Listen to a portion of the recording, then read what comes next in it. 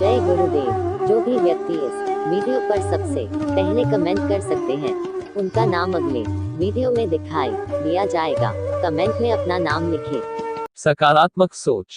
पुराने समय की बात है, एक गांव में दो किसान रहते थे।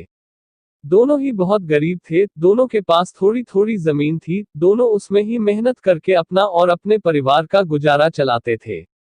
अकस्मात कुछ समय पश्चात दोनों की एक ही दिन एक ही समय पे मृत्यु हो गई। यमराज दोनों को एक साथ भगवान के पास ले गए।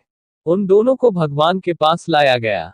भगवान ने उन्हें देख के उनसे पूछा, अब तुम्हें क्या चाहिए? तुम्हारे इस जीवन में क्या कमी थी? अब तुम्हें क्या बना के मैं पुनः संसार में भेजूं?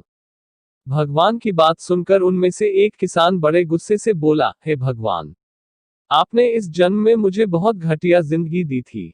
आपने कुछ भी नहीं दिया था मुझे।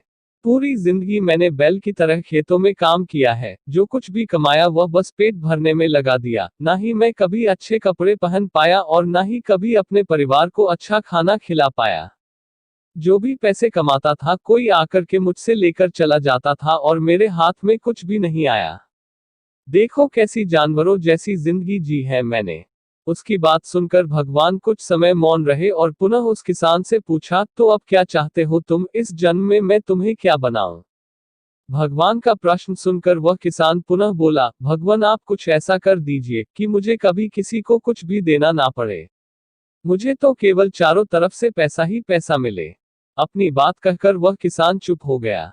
भगवान से उसकी बात सुनी और कहा, तथास्तु, तुम अब जा सकते हो। मैं तुम्हें ऐसा ही जीवन दूंगा जैसा तुमने मुझसे मांगा है।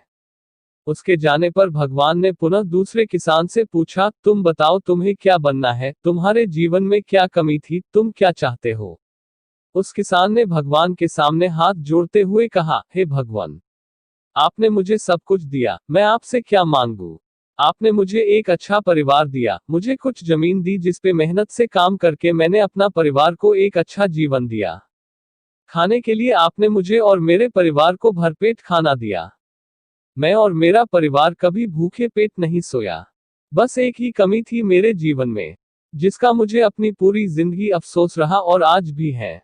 मेरे दरवाजे पे कभी कुछ भूखे और प्यासे लोग आते थे भोजन मांगने के लिए, परंतु कभी कभी मैं भोजन न होने के कारण उन्हें खाना नहीं दे पाता था और वो मेरे द्वार से भूखे ही लौट जाते थे। ऐसा कहकर वह चुप हो गया। भगवान ने उसकी बात सुनकर उससे पूछा, तो अब क्या चाहते हो तुम? इस जन्म में मैं तुम्हें क्या बनाऊं? किसान भगवान से हाथ जोड़ते हुए विनती की, हे प्रभु, आप कुछ ऐसा कर दो कि मेरे द्वार से कभी कोई भूखा प्यासा ना जाए। भगवान ने कहा, तथास्तु, तुम जाओ, तुम्हारे द्वार से कभी कोई भूखा प्यासा नहीं जाएगा। अब दोनों का पुनः उसी गांव में एक साथ जन्म हुआ। दोनों बड़े हुए।